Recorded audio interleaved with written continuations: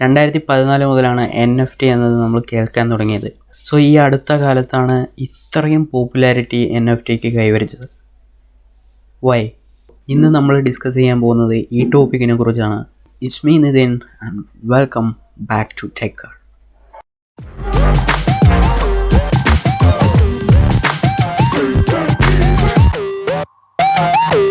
So ഒരുപക്ഷെ എല്ലാവർക്കും അറിയായിരിക്കും NFT എന്താണെന്ന്. സോ അറിയാത്ത കുറച്ച് പേരുണ്ടാവും. സോ അവർക്ക് വേണ്ടി എന്താണെന്ന് പറയാം. NFT എന്ന് പറയുന്നത് നോൺ ഫഞ്ചിബിൾ ടോക്കൺസ് ആണ്. സോ ആദ്യം നമ്മൾ ടോക്കൺ എന്താണെന്ന് ആദ്യം പറയാം. ടോക്കൺ എന്ന് പറയുന്നത് ഡോക്യുമെൻറ്റ്. സോ ഒരു ഡിജിറ്റൽ അസറ്റിൻ്റെ ഡോക്യുമെൻറ്റ്സ് അത് ആരുടെ ഓണർഷിപ്പിലാണ്, ആരാണ് ക്രിയേറ്റർ, ഇതിൻ്റെ എല്ലാം ഡോക്യുമെൻ്റാണ് ടോക്കൺ എന്ന് പറയുന്നത്.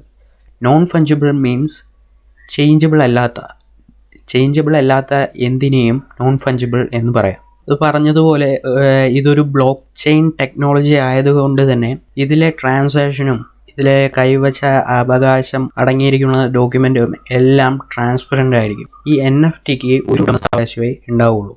സോ ഒരു ടൈമിൽ ഒരാൾക്ക് മാത്രമേ ഇത് കൈവശം വെക്കാൻ പറ്റുള്ളൂ. സോ ഇത് തന്നെയാണ് ഇതിൻ്റെ ഏറ്റവും വലിയ പ്രത്യേകത. സോ നമുക്ക് ഇതിൻ്റെ ക്രിയേറ്റർ ആരാണ്? ഇപ്പോൾ ഫോർ എക്സാമ്പിൾ ഒരു ആർട്ടാണ് നമ്മൾ ഉണ്ടാക്കുന്നത് NFT ആയിട്ട്.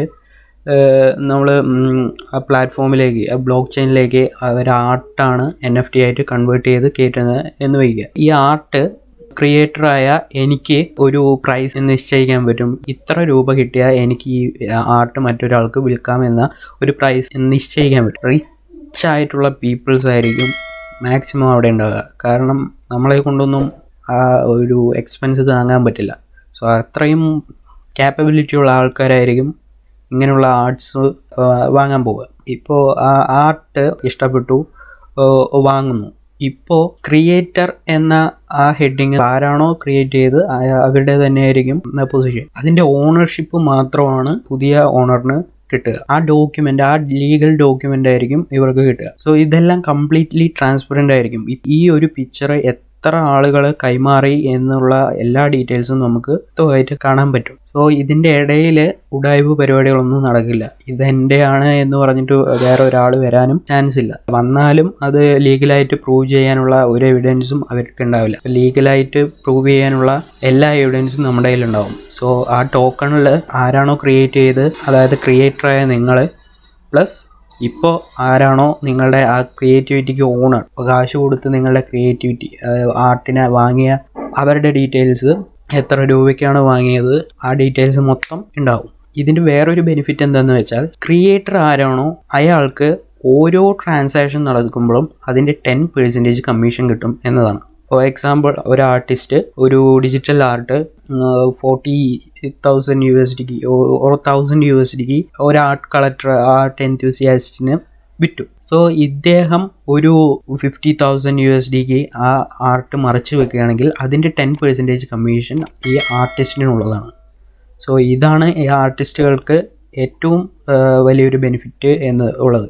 പിന്നെ ആർട്ടിസ്റ്റുകളുടെ ബെനിഫിറ്റ് ഇത് അവരുടെ സൃഷ്ടിയാണ് എന്ന് തെളിയിക്കാനുള്ള ഒരു ഓപ്പർച്യൂണിറ്റിയും കൂടിയാണ്. കാരണം ഇന്നത്തെ വേൾഡിൽ നമുക്കറിയാം ഒരുപാട് ഫേക്കുകളുടെ കാലമാണ്. എന്തൊക്കെ അസറ്റാണ് നമുക്ക് NFT ആയിട്ട് സ്റ്റോർ ചെയ്യാൻ പറ്റുക? റിയൽ വേൾഡ് ഒബ്ജക്റ്റിനെയാണ് നമുക്ക് NFT ആയിട്ട്, ഡിജിറ്റൽ അസറ്റായിട്ട് സ്റ്റോർ ചെയ്യാൻ പറ്റുക.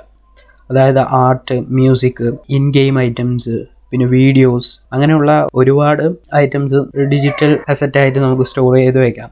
ഈവൻ ഇപ്പോൾ പ്രോപ്പർട്ടീസ് പോലും ഡിജിറ്റൽ അസറ്റായിട്ട് സ്റ്റോർ ചെയ്യേണ്ടത് എന്നാണ് കേട്ടത്. സോ ഇതാണ് ബേസിക് കോൺസെപ്റ്റ്. സോ എന്തുകൊണ്ടാണ് NFT ഇത്രയും പോപ്പുലർ ആവാൻ കാരണം എന്നുള്ള ഒരു ബേസിക് ഐഡിയ നിങ്ങൾക്ക് കിട്ടിയെന്ന് വിചാരിക്കുന്നു. കിട്ടിയില്ലെങ്കിൽ നിങ്ങൾക്ക് താഴെ കമൻറ്റ് ചെയ്യാവുന്നതാണ്. ഞാൻ കൂടുതൽ എക്സ്പ്ലെയിൻ ചെയ്ത് ഒരു വീഡിയോ മനസ്സിലാവാത്തവർക്ക് വേണ്ടിയിട്ട് അപ്ലോഡ് ചെയ്യാം. ഒരു ഡിജിറ്റൽ അസറ്റ് എന്ന് പറഞ്ഞു വെച്ചാൽ യുണീക്ക് ആണെന്ന് പറഞ്ഞു. അതിൻ്റെ പ്രോപ്പർട്ടീസ് എല്ലാം ഡിഫറെൻ്റ് ആയിരിക്കും. ഫോർ എക്സാമ്പിൾ, ഒരു ഡിജിറ്റൽ ആർട്ട് എടുത്തു എന്ന് പറഞ്ഞാൽ ആ ഒരു ഡിജിറ്റൽ ആർട്ടിന് പകരം വയ്ക്കാൻ വേറൊരു ആർട്ടിനെ കൊണ്ട് പറ്റില്ല. ഇതിൽ ഇല്ലീഗലായിട്ടുള്ള ഒരു കാര്യങ്ങളും ചെയ്യാനുള്ള പോസിബിലിറ്റി കുറവാണ്. ഇതുകൊണ്ട് തന്നെയാണ് ഇത് സേഫ് ആണ് എന്ന് വിശ്വസിച്ച് വരുന്നത്. ഇത് എല്ലാവർക്കും സ്യൂട്ടബിൾ ആയിട്ടുള്ള ഒരു പ്ലാറ്റ്ഫോമാണ് എന്ന് ഞാൻ പറയില്ല. കാരണം എക്സ്ട്രീംലി റിച്ച് ആയിട്ടുള്ള പീപ്പിൾസിന് വീണ്ടും കാശ് സമ്പാദിക്കാനുള്ള കളക്ടേഴ്സ് അങ്ങനെയുള്ളവരൊക്കെയാണ് ഈ പ്ലാറ്റ്ഫോം കൂടുതലായിട്ട് യൂസ് ചെയ്യുക. മേ ബി ആവറേജ് ഫാമിലി ഉള്ള ആൾക്കാരും യൂസ് ചെയ്യാറുണ്ട്. അവർ എക്സ്ട്രീംലി റിച്ച് ആവണം എന്ന മോഹവുമായിട്ട് വരുന്നവരാണ്. എക്സ്ട്രീംലി റിസ്കി ആയിട്ടുള്ള ഒരു ഫീൽഡാണ് NFT. ഇപ്പോൾ ഒരു ബലൂൺ ഊതി വീർപ്പിച്ച പോലെയാണ് NFTയുടെ ഈ കേസ്. ഒരു ഹൈപ്പിലാണ് ഈ NFT ഇപ്പോൾ ഇത്രയും പോപ്പുലർ ആയിരിക്കുന്നത്.